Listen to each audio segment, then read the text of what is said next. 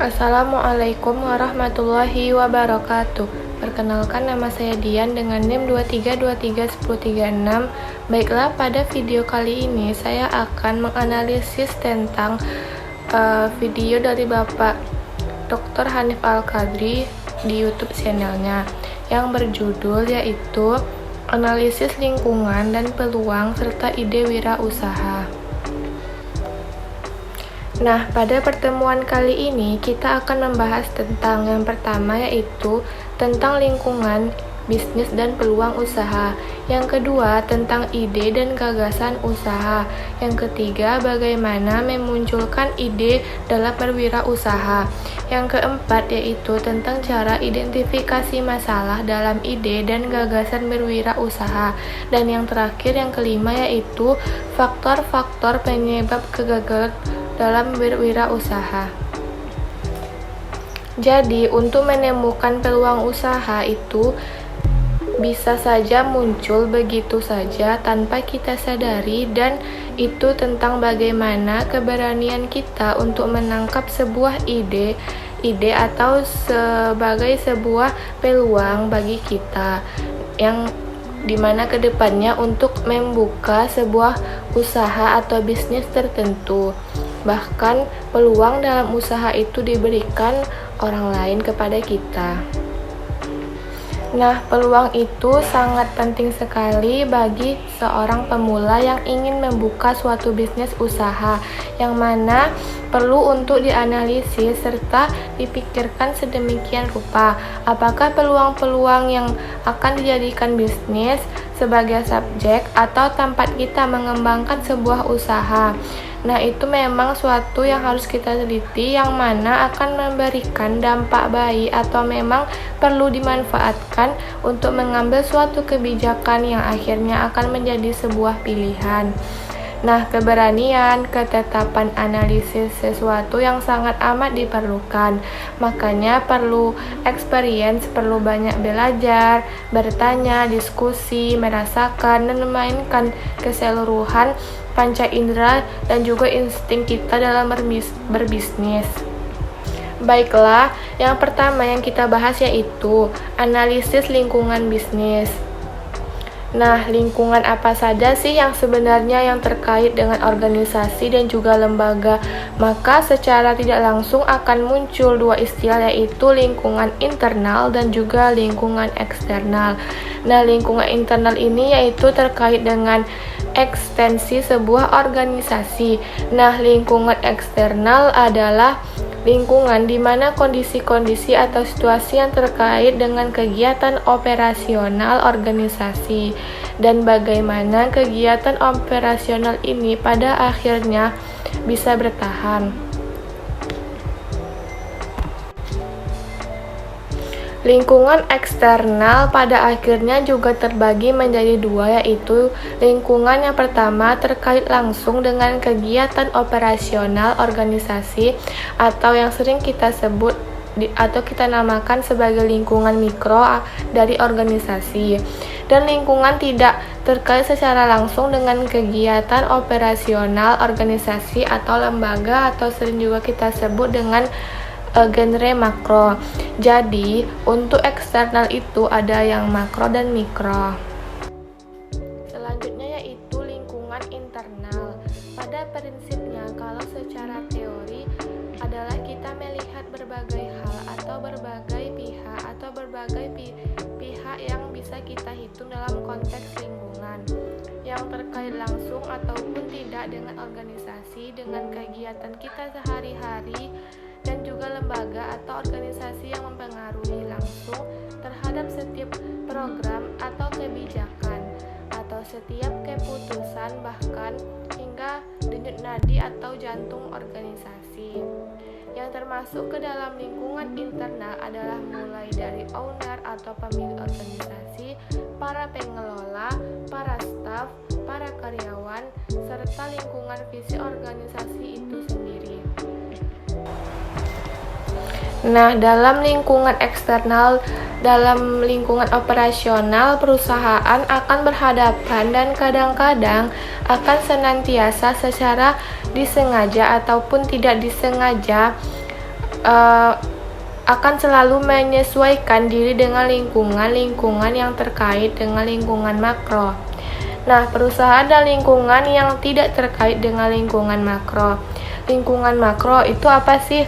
Nah, lingkungan makro adalah pelangganan termasuk pesaing di dalamnya. Ada pemasok, bahkan partner strategi. Nah, kegiatan bisnis akan menjadi sistem yang tidak akan terlepas dari lingkungan sekitarnya, apakah lingkungan itu makro ataupun mikro. Pada dasarnya ada dua faktor lingkungan yang akan memberikan pengaruh pada aktivitas bisnis yang akan kita lakukan, dan ini memang pertimbangan yang cukup matang, yaitu lingkungan kerja dan juga lingkungan sosial. Dalam konteks bisnis, ini akan menjadi lingkungan yang sangat kuat. Nah, yang kedua yaitu tentang ide dan gagasan. Bisnis yang akan kita lakukan, yang kedua kaitannya dengan teknologi lekong. Teknologi ini meliputi manufaktur atau teknologi produk termasuk jasa, serta teknologi bisnis, dan kesemuanya adalah pengetahuan dari manusia. Peralatan termasuk di dalamnya metode kerja sistem, olahan peralatan elektronik, dan komunikasi juga terindikasi dalam konteks ini, yaitu perangkat keras dan lunak. Semua hal yang ada kaitannya dengan perkembangan teknologi, dan yang jelas ini bisa mencapai keberhasilan beberapa perusahaan ataupun lembaga untuk meningkatkan capaian tujuan dan sasaran, termasuk kemampuan kompetitif dan keuntungan bisnis melalui ilmu dan teknologi yang baik, dan sebenarnya itu banyak memberikan inspirasi yang positif.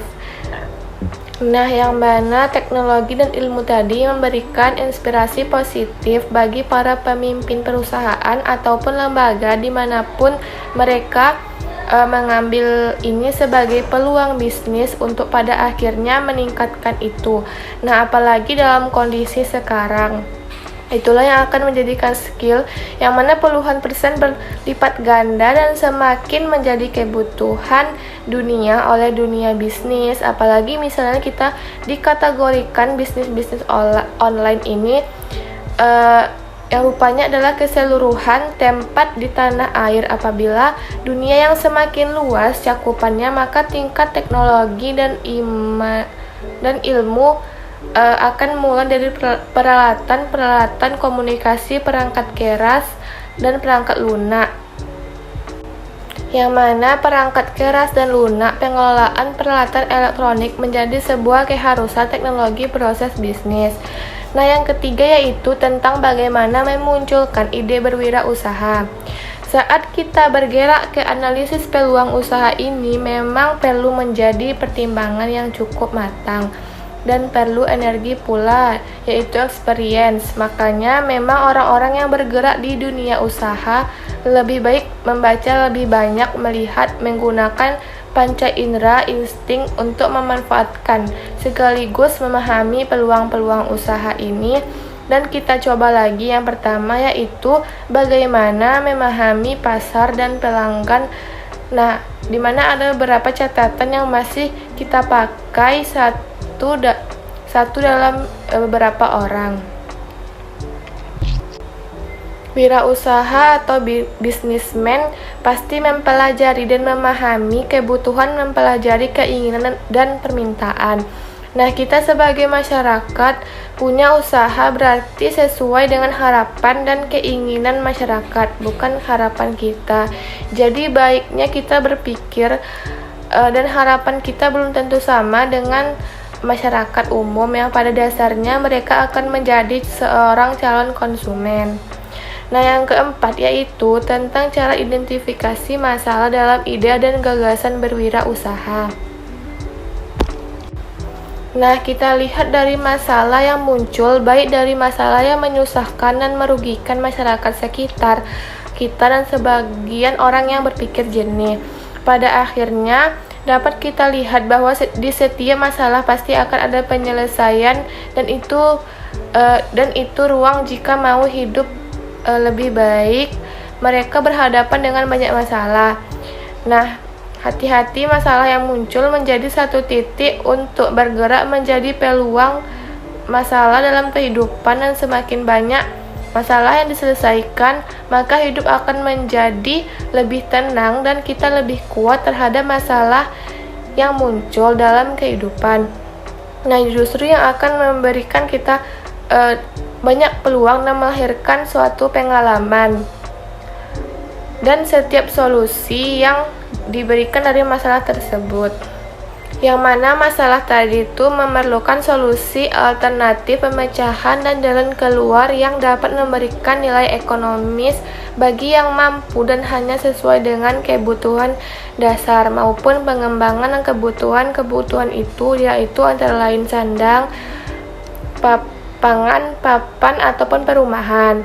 Nah, permintaan dan penawaran, maka semuanya ini mau tidak mau pasti akan melahirkan berbagai peluang usaha untuk memenuhi permintaan tersebut, dan dalam berkembangnya kebutuhan manusia akan barang dan jasa, termasuk kapan tadi meningkatnya dan sangat-sangat dahsyat baik dalam jenis komoditasnya maupun dari sisi jumlahnya. Nah, faktor-faktor penyebab kegagalan usaha adalah yang kelima, yaitu bunyi yang datang ketika kita berdiam diri itu tidak semudah itu, karena yang namanya ide bisnis itu harus melalui pikiran dan melalui analisis yang panjang, dan ide bisnis datang apabila memang kita berusaha dan leluasa untuk mencarinya dan menggali informasi dan pandai membaca peluang dan memungkinkan kita membuat atau menentukan bidang yang akan kita pilih nanti. Nah, seseorang memiliki kemampuan dalam melihat sekaligus menilai peluang usaha bisnis itu akan lebih mudah sebenarnya menangkap ide yang dijadikan peluang dalam berbisnis. Nah, ide yang muncul sekedar perbandingan untuk sebagai bahan pertimbangan.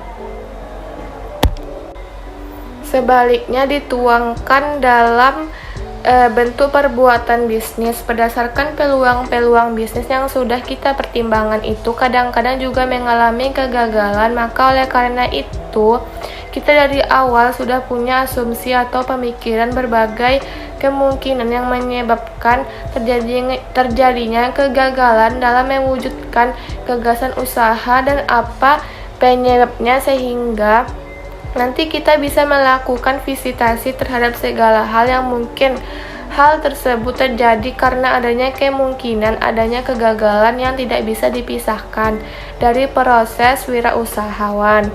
Nah, siapapun bahkan orang hebat sekalipun pasti pernah mengalami kegagalan.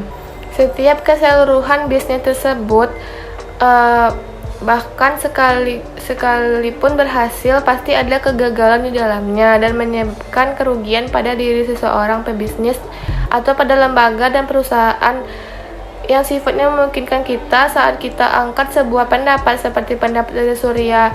Ini mengingatkan bahwasannya banyak hal yang menyebabkan usaha mengalami kegagalan dan beberapa hal yang menyebabkan kegagalan itu dalam mewujudkan kegagalan bisnis dan ternyata yang sudah kita bahas beberapa di antaranya adalah data dan juga informasi.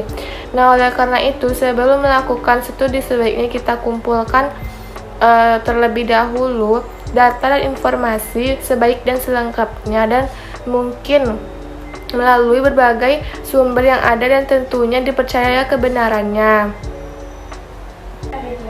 Baiklah, sampai disinilah video saya pada judul analisis peluang usaha. Semoga apa yang saya sampaikan bermanfaat bagi teman-teman semua dan mohon maaf apabila terdapat kesalahan dalam penyampaian. Saya akhiri, assalamualaikum warahmatullahi wabarakatuh.